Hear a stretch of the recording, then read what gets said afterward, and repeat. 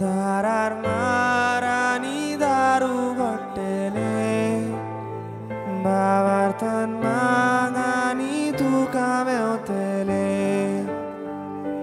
दारार मारानी दारू घोट्टेले भावार्थन मागलेले मेवतले.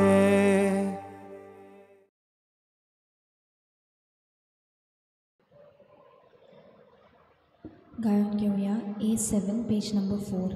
A7. देवाच्या दोंगरार चढूया ताच्या मंदिरांत चढूया देवाच्या दोंगरार चढूया ताच्या मंदिरांत चढूया सर्वेस्पराचो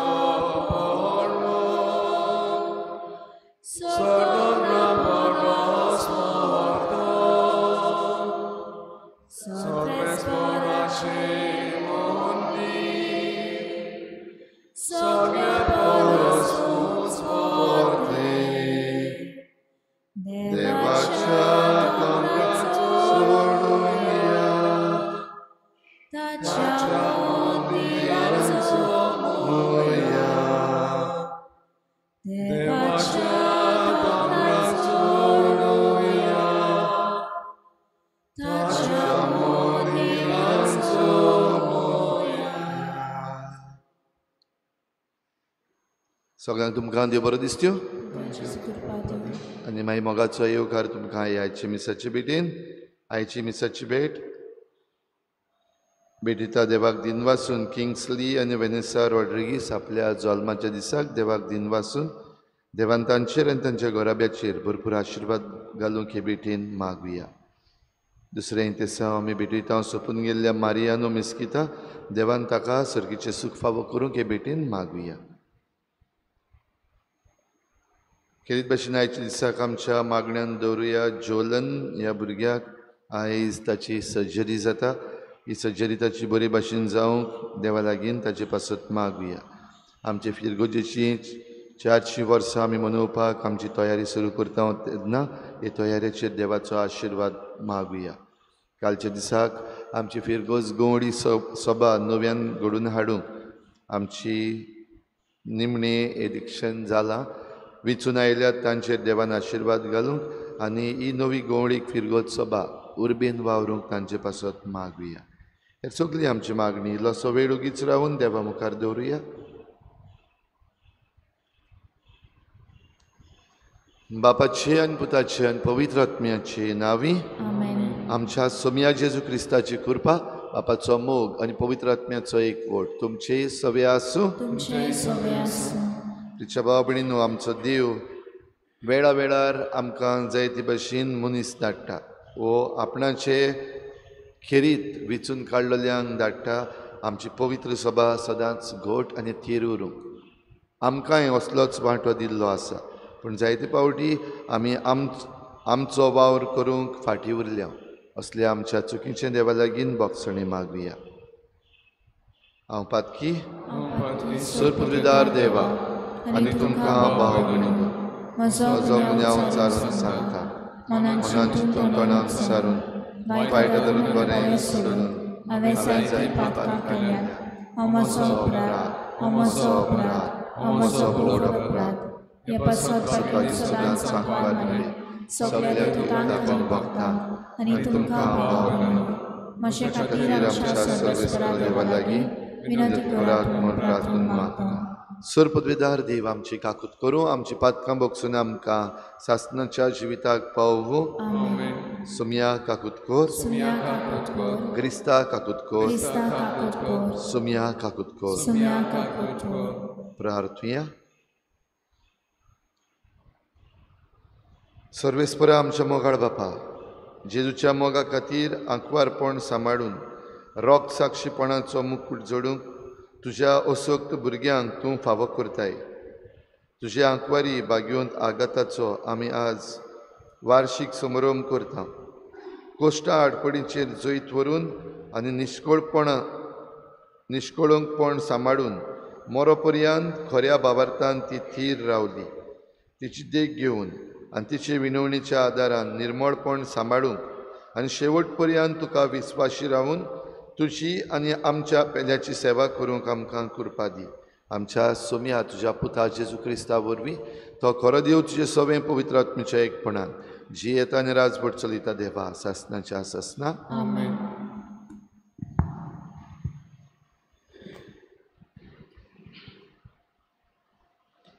राजांच्या पयल्या पुस्तका वेलें वाचप. त्या दिसांनी सियोनातान म्हणजे दाविदाच्या शारांतसून आर्क पेट हाडूंक सॉलोमोनान इस्रायेलाच्या जाणट्यांक, कुळांच्या फुडाऱ्यांक आनी इस्रायेलीत गोरेब्याच्या वडिलांक आपणा भोंवती जेरुजाल्या एकठांय केले. येतानी म्हयन्यांत म्हणल्यार हो म्हयनो वर्साचो 7वो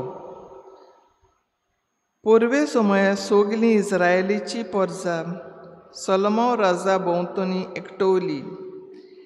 इस्रायेलाचे सगळे जाणटे पावतोच याज्ञिकांनी आर्क पेट कांदार मारली आनी ती जमातीच्या तोंबू सयत आनी तोंबूत आशिल्लें सगलें पवित्र आयतणां बरोबर व्हेली. याज्ञिकांनी आनी लेवितांनी ती उबारून हाडली. आर्क पेटीच्या फुड्यान सॉलोमोन राजान आनी ताचे सांगाती आसलोले इस्रायेलेचे पोरजेन मेजून लेखून नजो तितल्या शेळयांचो आनी बैलांचो योद्न केलो. याज्ञिकांनी ती आर्क पेट देव मंदिराच्या माळोयांत म्हणजे भोव पवित्र स्थानार केरुबेच्या पाकोट्या काल हाडून दवरली.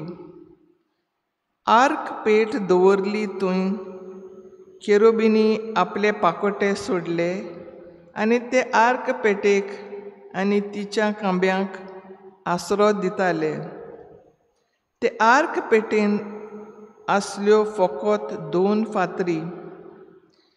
इजिप्त देशांतली इस्रायल परजा भायर सरली तेन्ना सर्वेस्परान तिचे कडेन करार केल्लो त्या कराराच्यो फातरी त्यो. होरेबाक मोइजेसान त्यो आर्क पेटेंत दवरलेल्यो. याज्ञीक पवित्र स्थानांतले भायर सोदतोच सर्वेस्पराचें मंदीर एका कुपान भरलें. ह्या पासत धर्मीक सेवा करूंक याज्ञिकांक थंय रावूंक जायना जालें. सर्वेस्पराच्या वैभवान सर्वेस्पराचें मंदीर भरलें तेन्ना सॉलोमोनान म्हणलें, एका काल्या किट कुपांत आपूण रावतलो म्हूण सर्वेस्परान सांगलोलें. पूण हांवें तुका रावूंक एक मंदीर बांदलें. तुवें थंय तिकाण करूंक सदां सर्वदां. देवाचें उतोरें. देवाचें व्हड उपकार. आमचो जबाब जातलो तुज्या विसवाच्या जाग्यार चोडून वच सर्वेस्परा. सगलीं म्हणुया, तुज्या विसवाच्या जाग्यार चोडून वच सर्वेस्परा. एफ्रातान आर्कपेट आसा म्हूण आमी आयकलें. यारिमाच्या मैदानार ती आमकां मेळ्ळी. तो तिकाण करता थंय आमी वचुया. ताच्या पांयाचे मोये मुखार सरपटुया. जबाब, तुज्या विसवाच्या जाग्यार चोडून वच सर्वेस्परा. तुजे पदवेचे आर्क पेटे सोयत सर्वेस्परा. तुज्या विसवाच्या जाग्यार चोडून वच. तुजे याज्ञीक प्रमाणीकपणान चलूं आनी तुज्या भोक्त आनंदान उलासूं. तुज्या सेवका देवाच्या मोगा खातीर तुज्या माकलोल्याक भायर घालूं नाका. जबाब, तुज्या विश्वास जाग्यार चडून वच सर्वेस्परा. उद्गार. Hallelujah.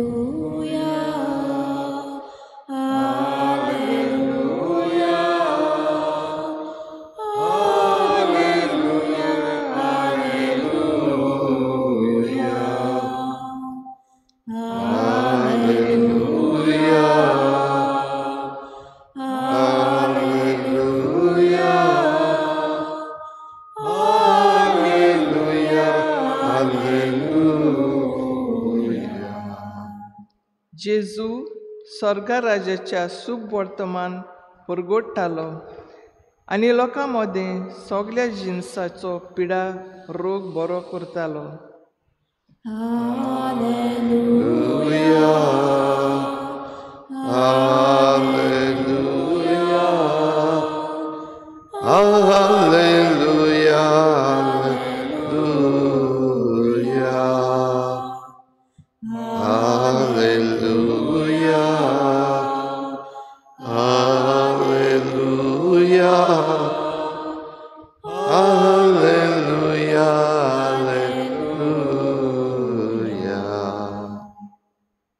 सर्वेस्पर तुमचे सवे आसूं. तुमचे सगळे आसूं.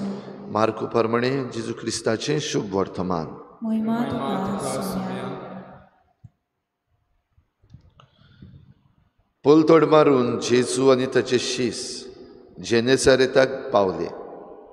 थंय तांणी ओडें लायलें आनी जेजू ओड्यांतलो भायर सरना फुडें लोकांन रोखडोच ताका वळखलो आनी आख्ख्या प्रांतान हांगा थंय वचून तो खंय आसा तें आयकून थंय वायटाकारांक आंथरुणा सयत हाडूंक लागलीं.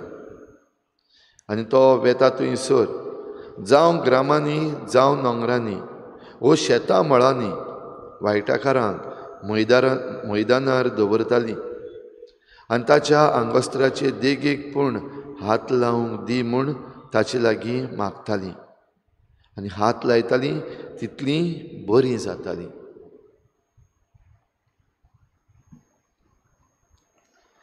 जेजू क्रिस्ताचें शुभ वर्तमान हे वाखाणली तुका क्रिस्ता.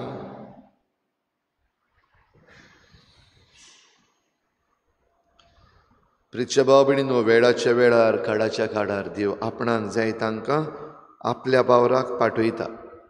आयच्या पयल्या वाचपान आमी आयकता सोलोमाव पातशाय हें मंदीर जें दावीद पातशाय बांदूंक सोदतालो तो ताच्या पुता सोलोमावाच्या हातांतल्यान बांदून घेता. आनी सोलोमाव पातशाय खेरीत भाशेन हें घर देवा पासत बांदता तेन्ना आपणाक जाय देखून न्हय वो आपणाचे वडविकेक न्हय पूण देवाचे वडविकेक देवाक आपणा सोरें आपणाचे परजे सवेन दवरूंक आनी देवाक एक घर तयार करूंक जो वावर ताका दिलो तो वावर ताणें बरे भाशेन केलो. भाव भयणीनो, जेजू आपलो वावर सदांच करीत आसा आनी ताचे बराबर ताचे शीस आपलो वावर करीत आसात. आनी एक फातराचें मंदीर न्ही पूण देवाच्या मानाक एक पोरजेचें मंदीर बांदीत आसा तें आमकां दिश्टी पडटा.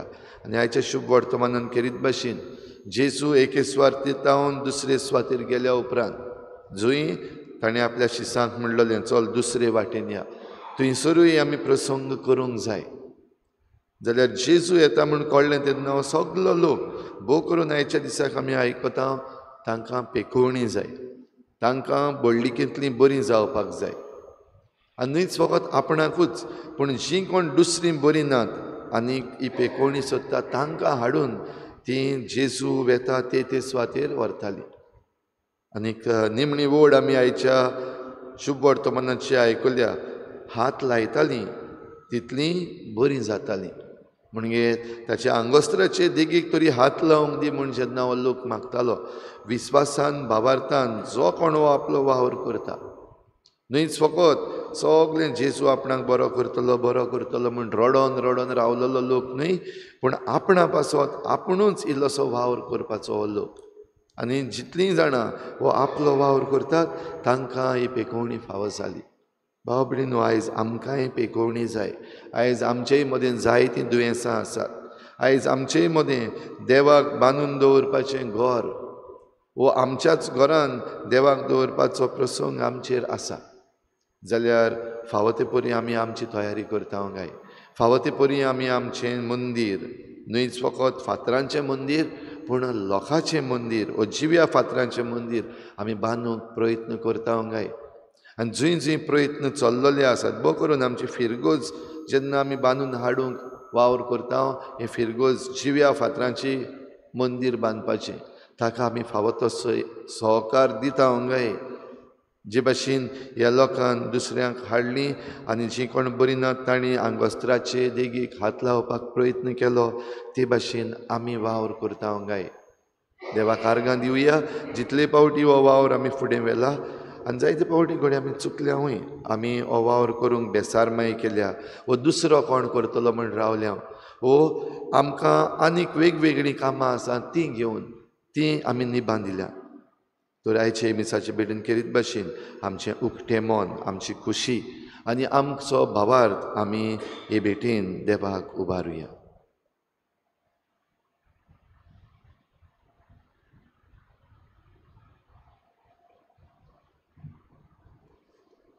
गायन घेऊया C26 पेज नंबर 39. C26. निर्मोल पेटून्या सोर्याची सोम्या शेसुप्ती कोडलोली तांचे कोण आपले तुझ्या उदारपणान तूं आमकां दिलें तुवें दिला मनशाच्या वावरांतल्या कामकांची बिताचो उंडो आसा.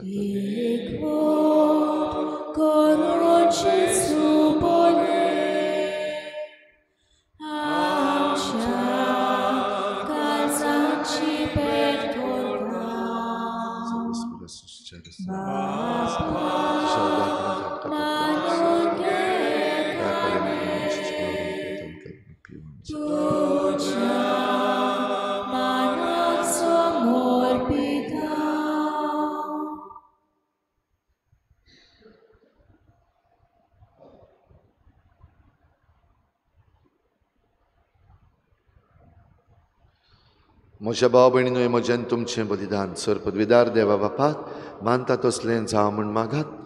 तुझ्या हातांतलें बलिदान आपल्या मनाक आनी मोहिमेक आमच्या नाके पवित्र विचारावा सर्वेस्पर मानून घ्या.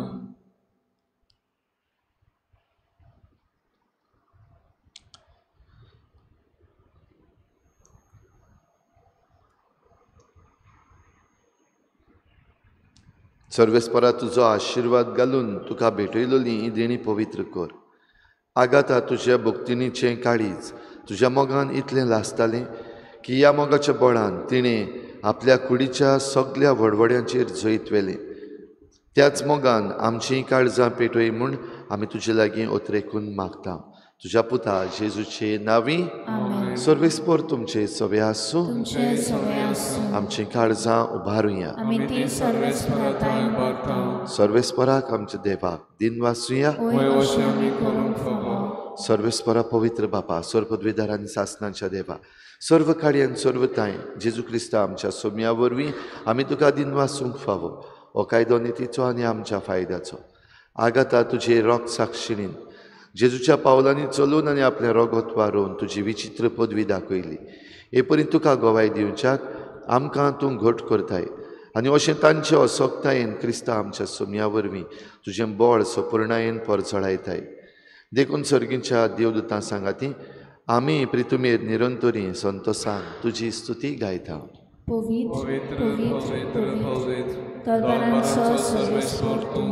Sorgani संसार भरला तुझ्या वैभवान, मुनसोगी तुका सोय सोय, सर्वेस्पराचे नावे येता ताका सोय, मुनसोगी तुका सोय सोय. बापा खरोच तूं पवित्र, तूं सगळ्या पवित्रपणाची झर. तुज्या पवित्र आत्म्यांक धाडून ही देणी पवित्र कर म्हण आमी मागता. जावं ती आमकां आमच्या सोम्या जेजू क्रिस्ताची कूड आनी रगत. आपलेच कुशीन कोश्ट मरण सोसूंक वेचे आदी ताणें उंडो घेतलो. तुका दिनवासून तो मोडलो. तो आपल्याशी सांग दिलो आनी म्हळे, हो तुमी समेस्त घेयात आनी खायात. ही म्हजी कूड तुमचे पासत समर्पणची.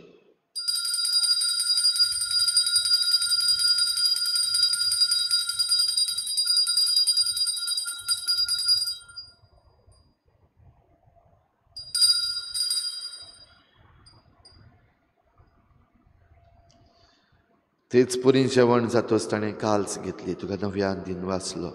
ती आपल्याशी सांग दिली आनी म्हळे, तुमी समेस्त घेयात आनी हातलें पियेयात. ही म्हज्या रोगताची काल्स, नव्या आनी सासणीक कराराचें हें रगत. पातकाचें बोगसणें मेळच्याक तुमचे पासत आनी समेस्त मनशां पासत तें वारोवतलें. हें म्हज्या उगडासाक करात.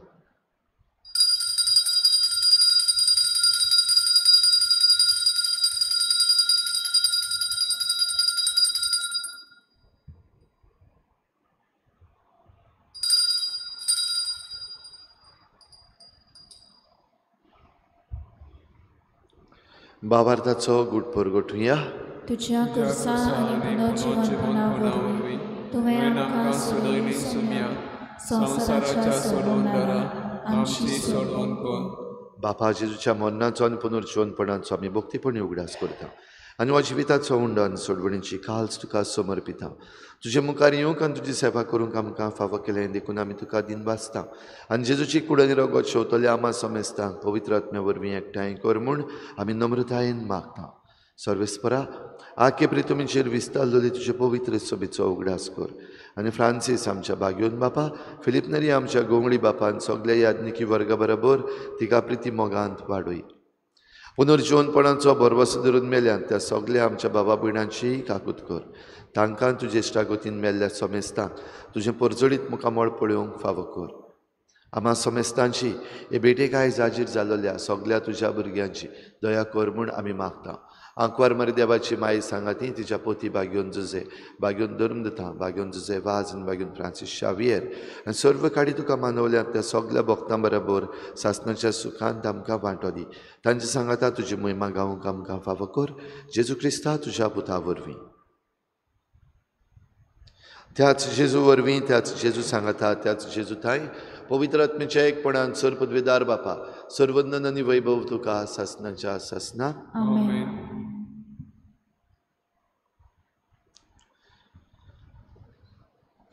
जेजूची रोग साक्षी जावंक दिसाच्या दिसाक आमकां जाय त्या सोयेक मेळटा.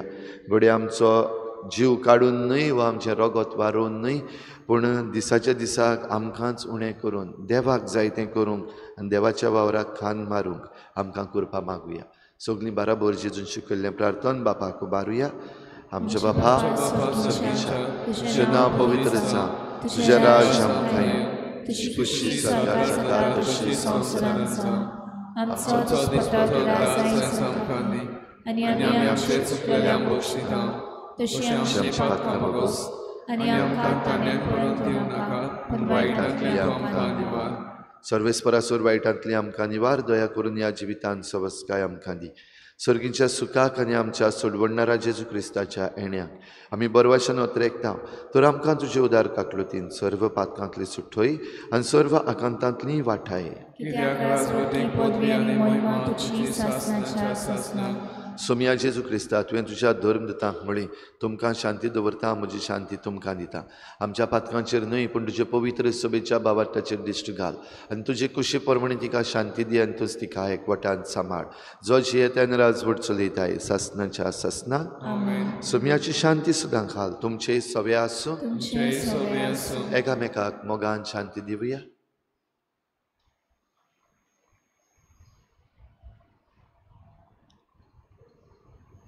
देवाचे शिले संवसाराचे पाप काडटले आमची काकूत कर.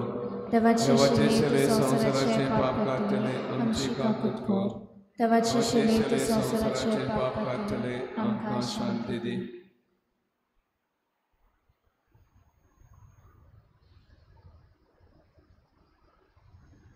ही देवाची शेळी संवसाराचे पाप काडटा ती. शेळीच्या जेवणाक आपयल्यान ती आमी सगळीं सुभागी. सुम्या तुवें म्हजे भितर येवचें म्हाका फावना, पूण तुझ्या एकाच उतरान म्हाका भलायकी मेळटली.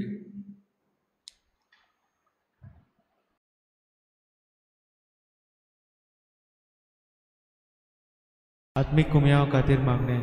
मोगाळा जेजू, मोगाळा तूं जेजू, भोव पवित्र संस्कारां तूं भोव पवित्र संस्कारान हाजीर आसाय म्हूण हाजीर आसाय हांव म्हूण सोत मानता. हांव साथ मानता. सगळ्या वस्तूंवन हांव सगळ्या वस्तूंवन हांव तुजो मोग करता तुजो मोग करता. आनी हांव तुका आनी हांव तुका म्हज्या आत्म्यान घेवन म्हज्या आत्म्यांत घेवन आशेता. आशेता. हे घडयेक एक घडयेक तुका हांव तुका हांव संस्कारांत घेवन संस्कारांत घेवन शकना म्हणटच शकना म्हणटच आत्मीक वाटेन तरी आत्मीक वाटेन तरी म्हज्या काळजान ये. म्हज्या काळजान ये. तूं म्हज्या काळजान तूं म्हज्या काळजान आसा म्हूण समजून आसा म्हूण समजून हांव तुका वेंगयता हांव तुका आनी वेंगयता आक्कोच आनी आख्खीच तुका एकवडटा. तुका एकवडटा. तुजे कडसून तुजे कडसून केदींच वेगळो जावं केदींच वेगळी जावं म्हाका दिवं नाका. म्हाका दिवं नाका. आमेन. आमेन.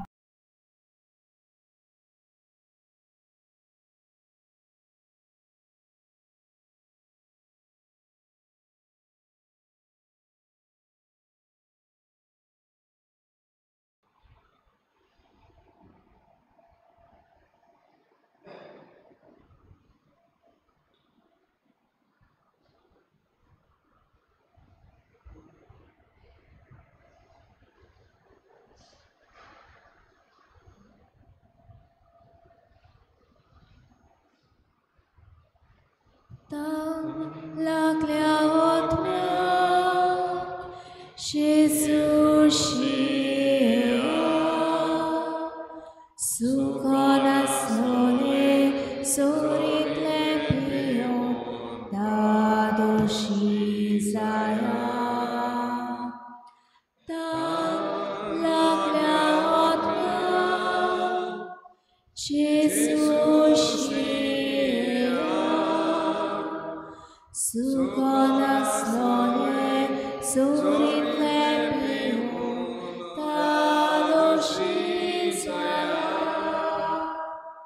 तुजेशी येता जेजू, आमचेशी तूं राव जेजू. तूं एकलोच आमचो विस्वास, तूं आमचो विस्वास. तुजेशी येता जेजू, आमचेशी तूं राव जेजू. तूं एकलोच आमचो विस्वास, तूं आमचो विस्वास. सोड लागताची भीक जेजूशी बारुपाक दिवपी समाधान करपी तो एकलोच आसा. सोड लागताची भीक जेजूशी बारुपाक दिवपी समाधान करपी तो एकलोच आसा. तुजेशी येता जेजू, आमचेशी तूं राव जेजू.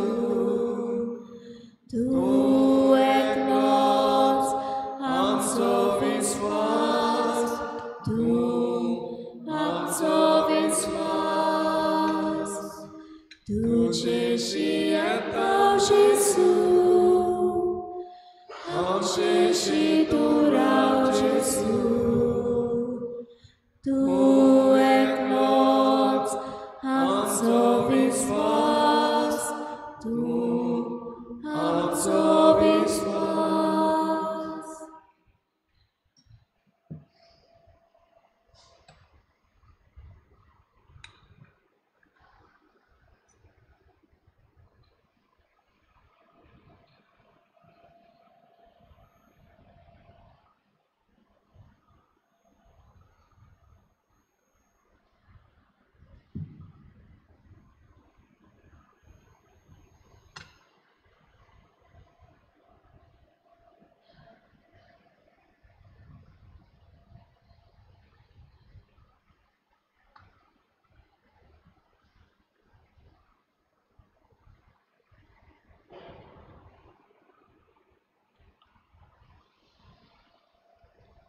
प्रार्थुया.